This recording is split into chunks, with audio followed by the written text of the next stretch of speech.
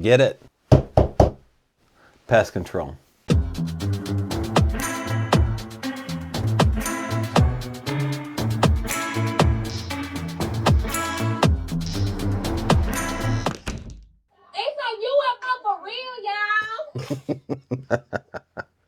We have treats now. Welcome everybody to what we're calling Cabin Fever Episode 2. Allie, I live with you, so I kind of know how you're doing. Tell people what you've been up to. Last Cabin Fever episode, we mentioned our launch of our Patreon. I worked my buns off trying to put that together for the month of March to launch this month. And it's going good. We have a whopping 2 members. 2 members? What? Technically 3 if you count myself, because I wanted to see what it looked like from the public eye. Thank you, Jeremiah Byron. Yeah. You can check it out where? Patreon. We'll put the link in the description box again. Can they just go like Patreon / Yeah, they can just Olympic Strange Days and it would come up? Yeah. Cool. But also, we've been learning a new editing software and, you know. We're like fully immersed in the world of black magic. Editing software on a PC, and you got adept to it way before I did. But like, we got our big boy pants on now. Yeah. What can you tell us about Sasquatch? That was Obama, by the way. Yeah, maybe it was, maybe it wasn't. And so where were we? We have some stuff coming up soon with Mark, our witness from Howl. You know, we have this documentary that's still in production right now. And when we film, we kind of run and gun. I'm not degrading our filming process, but for us, it's a learning process here as we go along. We're not full-time documentary people. No, we're trying to tell the truth, the whole truth. And Mark is a local witness here. You may know him from our teaser trailer and our episode entitled Howl. And Allie and I were out at his place before, about a week ago, and we just stuck a recorder in front of him and said, hey, here's where we are with the production process, and we want to know if you want to continue filming here for some new ideas that we have, because Howl is kind of taking a twist and turn, as all good like documentaries probably do, right? Like, you don't really know where you're going to end up, you kind of know where you're starting. And so you want to catch up with Patreon. We're going to have that interview up there shortly with Mark, and you're going to learn where things are going as far as the story of Howl, coming at the end of 2026 and the beginning possibly of 2027. So stay tuned for that, and Patreon probably is the best place to do that. Very true. What's up with you? We didn't get to talk about how you're doing. What have I been up to? I have been working some side projects along the way here. Things are pretty interesting as far as our schedule's concerned. We have a few things coming up here at the end of, where are we at, April?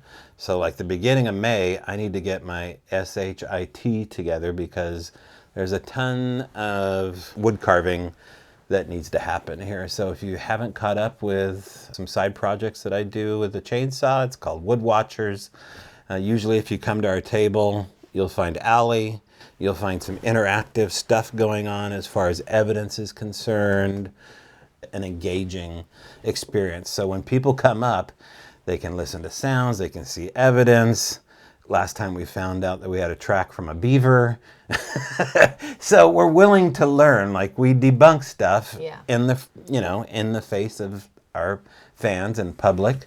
And, but, you know, one of the things we try to do is hawk some of my wood carvings, and you're going to be working on some stuff too coming up to sell as well. So I think we may even do some like walking sticks, because I think walking sticks are kind of like a no-brainer. Like, you're out in the woods. I like to have a walking stick. They work as a good defense thing, you know, like if something's coming after you. Also, I think you could use it as a sundial, right? Like if you stab it in the ground and you let the sun set. So it's like a thing to have. So, Who knew they were so versatile? So versatile. So we want to be able to touch upon some of the stuff that's happening here locally in the Olympic Peninsula, you know, because it is Olympic Strange Days. And so our wheelhouse is looking at stuff that's going on the peninsula here. But also, there's stuff going on all around the world. and we pay attention to that stuff too. So one of the things that people have been talking about for quite a while out here, usually in Port Angeles and Sequim, are these mystery boom sounds, which oftentimes sound like they're aerial in nature. And so this leads me to kind of look elsewhere here with all these fireballs there are people talking about right now, which is a part of like the Bledsoe prophecy, which didn't happen on Easter. Thank you, it works. So listen, if you don't know Chris Bledsoe's prophecy, Allie, give him the bullet points. What is he, in North Carolina?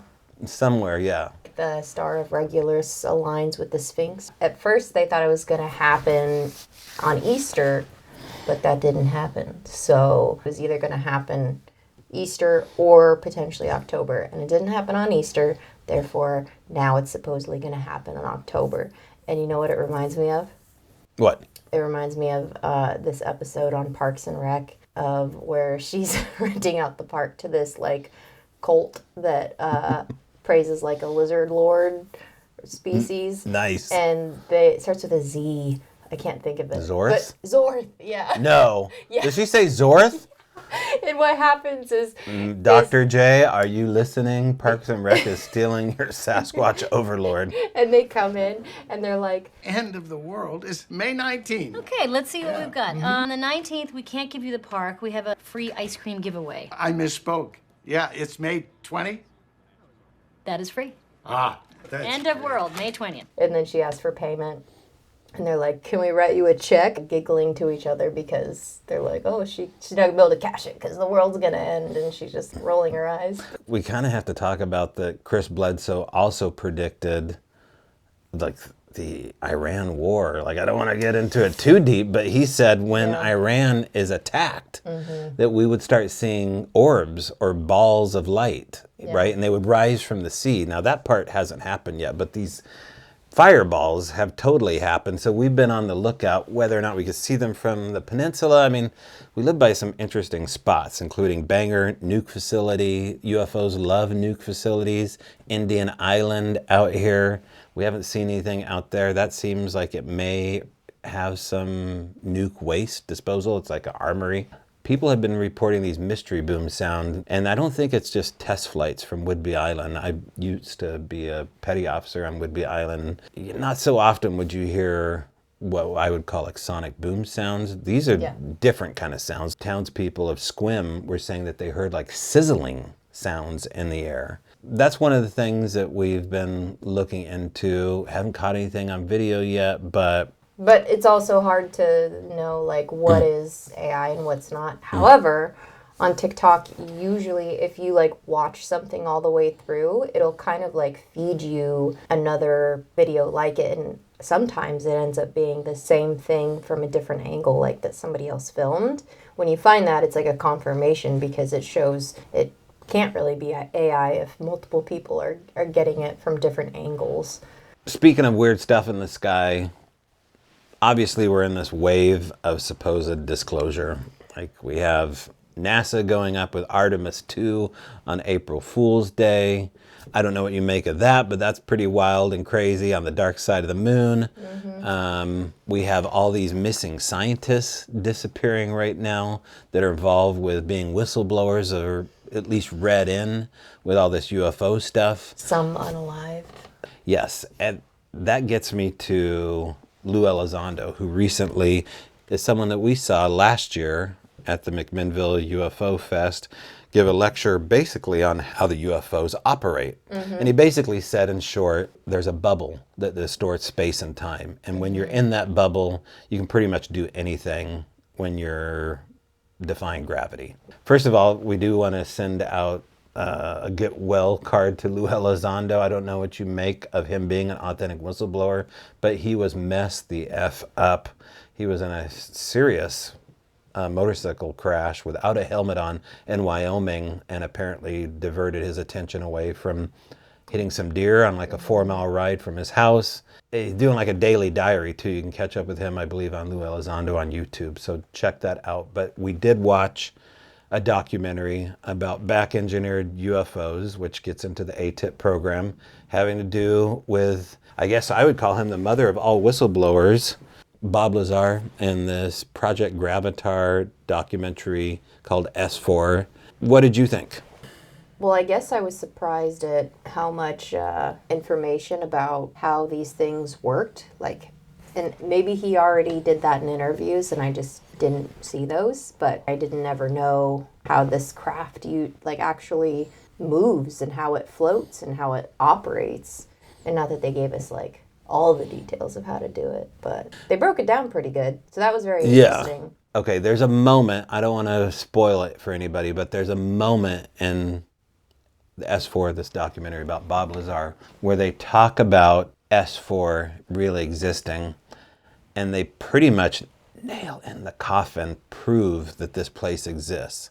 Now, I was a part of like a wave of people that knew this like 2 years ago on the internet, and there was a way that we found out that it exists because someone screwed up, but they like totally prove it, like without a doubt. And they prove the hangar that he worked in existed, which is crazy, right? Like, one of the things about Bob Lazar that is most interesting is that he said that the belly of the UFOs tilt upward and push or fall into like a gravity warp.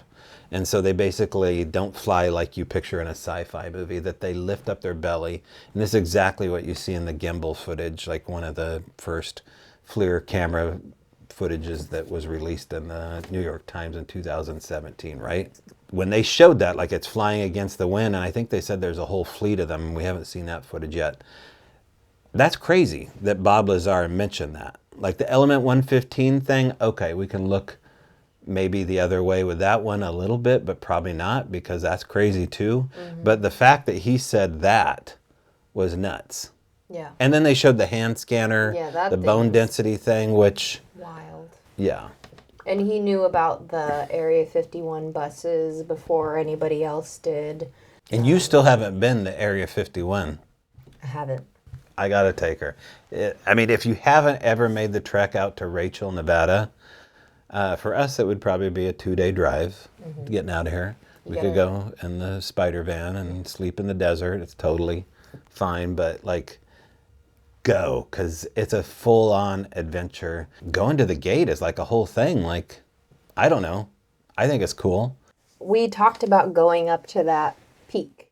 Tikaboo. Uh-huh. That's where Bob Lazar essentially lost his clearance. Yeah. So is it like legal to be up there?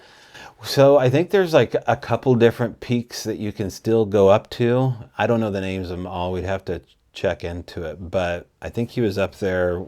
I mean, we're taking a deep dive here. He was up there with Roger Lear and maybe a couple other people, basically proving to them that he knew when the flight times were going to happen. He's just like, well, I'm not lying. I know when the flight times are going to happen. I'll take you up there and prove it. And then all of a sudden, guys in, fatigues hiding in the bushes with a night vision camera that they dropped it. Rolled at him. So, rookie move. I have heard conspiracies out here of operations like this, which we haven't really talked about. But apparently, on the Olympic Peninsula, there is a computer chip factory or component operation going on in the Olympic Peninsula above Port Angeles, on or near a place called Deer Park, which is snowed in right now. And someone told me that they wandered into like an old ATV trail, and they were met with some contractors and recon gear with ARs, and they're basically telling them to move on. And it was near this Bill Gates computer chip factory that's supposedly up there. Now, whether or not that's just all craziness, I know Barbara Streisand has a place up here. Chris Christopherson used to have a place up here. Kim Basinger has a place up here. So were they working security for someone who has, a fancy house back there? I don't know, but you can do a lot with Google Earth. Government didn't want me saying that for 22 years. I should mention, too, that George Knapp is actually just signed on for this year's Oh, cool. McMinnville UFO conference. speak, or- To speak. Okay, cool. So it'll be him, Jeremy Corbell. I think Lou's probably going to be in a rehab facility, not a facility. He'll be in a rehab. He'll be rehabbing from his crash. So last year we actually got a chance to be in the same facility or the same casino as Nick Pope. We never got a one-on-one with him. I think Brett attempted to have a conversation with him briefly, and he was, with some other people. But we did lose Nick Pope. If you don't know who Nick Pope is, he was the Minister of Defense, I believe, for the UK, and kind of the originators for the ancient alien stuff. We're talking a lot about UFO transparency, but it really goes to like the head of the matter, Allie, as far as all this stuff is like becoming a reality where we're naturalized to the topic of strangeness. Like now we have, people talking about alien hybrids. This is like every day it gets weirder and weirder. And someone like Nick Pope, obviously, is to be commended for normalizing this. Yeah. So if you have a chance to ever hang out with any of these people, approach them and talk to them about your story, or at least say hi, because, no one's getting younger. I mean, when I saw Travis Walton at McMinnville UFO Festival, I made myself go introduce myself to him, because it's just like, I don't know how long Travis Walton's going to be around. You know what I mean? Like, if you have a chance to talk to some of these people here, which I consider kind of like my heroes of the paranormal, just do it. Like, they want to meet you. They want to know, too, your story. Yeah. Okay, let's go to the next one. Grave Mistakes. That's going to be our last episode by the time this comes out. Most recent, yeah. We didn't really get into a lot about this episode. We ended up reshooting like an intro and outro 3 different times. It was all your idea.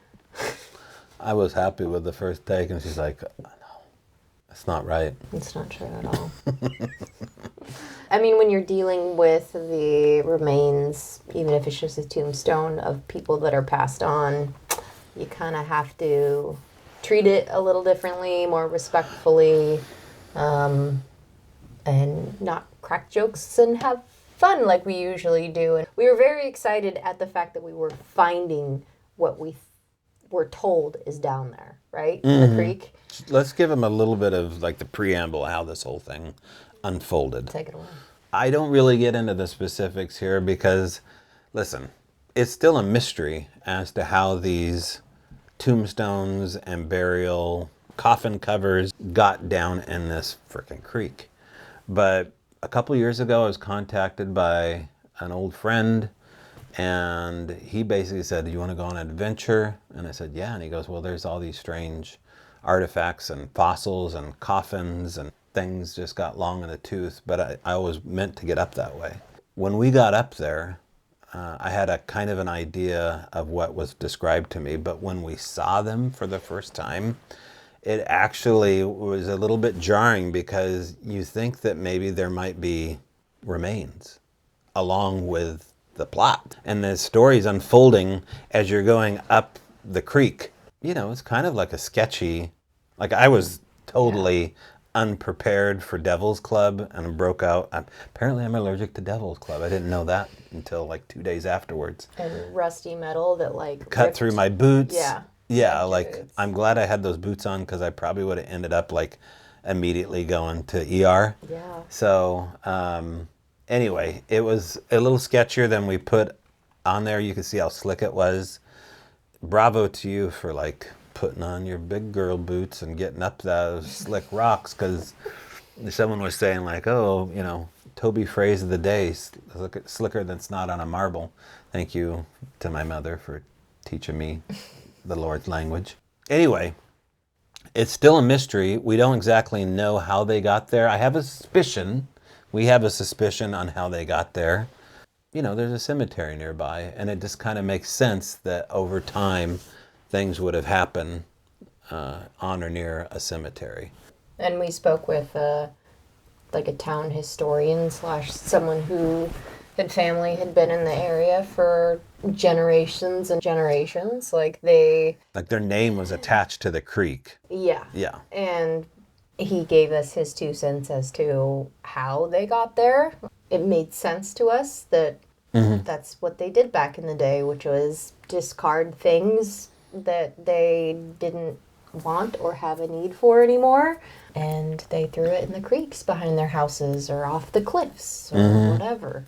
These headstones are also smoothing out because the current has been hitting them for eons, so they look like rocks. Like there was a couple of times where we accidentally stepped on one because the whole place is just lined Littered. with historic tombstones of some kind. And you can't read the names because the water has eroded them. And then we found, Do you hear that? yeah, the cat maybe? And plus, Oh, yeah. we got a critter. We got rats in the ceiling. Not only did we find Sorry. the old tombstones, but we also found what are probably like fossils of some kind. Yeah. To me, everything was a spinal column or a vertebrae.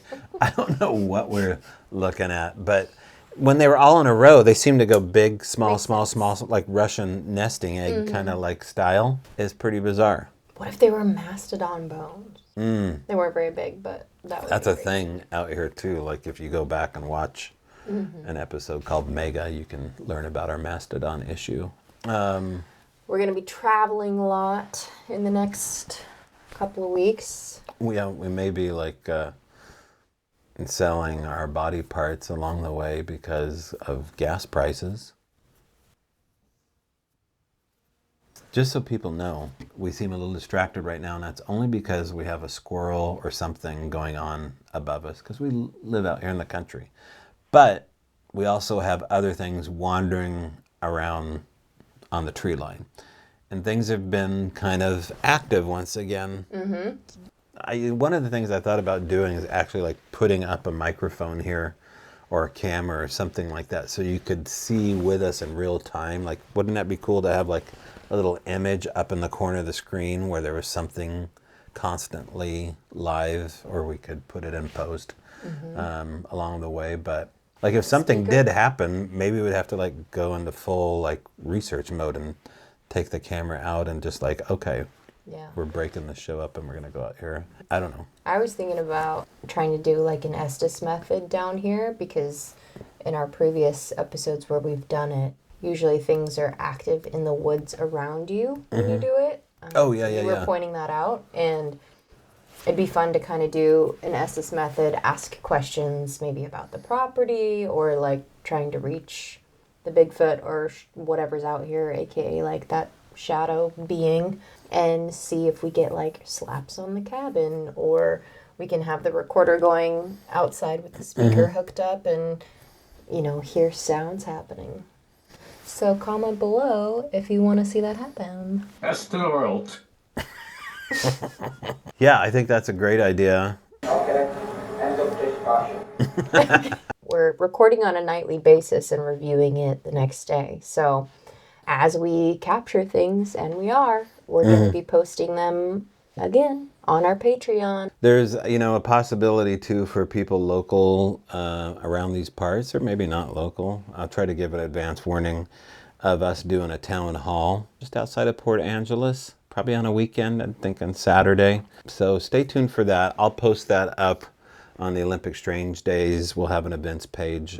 Also, don't forget to check out our merch on olympicstrangedays.com. And we also have the Olympic Strange Days Field Experience. OSD 2026 is still happening and still has tickets. So be sure to grab a ticket if you want to have an amazing time with incredible speakers talking about anything from Bigfoot, UFOs, remote viewing. What else? 7.5 feet tall. It was huge. I don't know. Maybe I don't know if that's the voice of Mark from Hal. I don't know if Mark's going to be there or not, but I think he might be there because he said he was interested in camping. oh, that's right. Yeah. So, OlympicStrangeDays.com, you'll find all of those lovely things. Next week, we'll be back with a normal episode. So, as always, see you in the trees. Bye, y'all.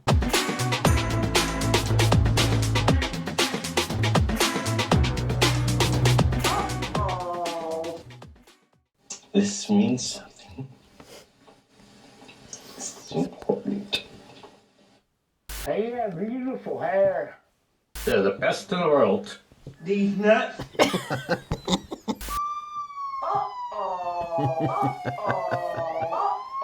a UFO for real, y'all. It's a UFO for real, y'all. This is me when we cut the Shadow Dasher. I got you. I got this on camera. I had a brain fart.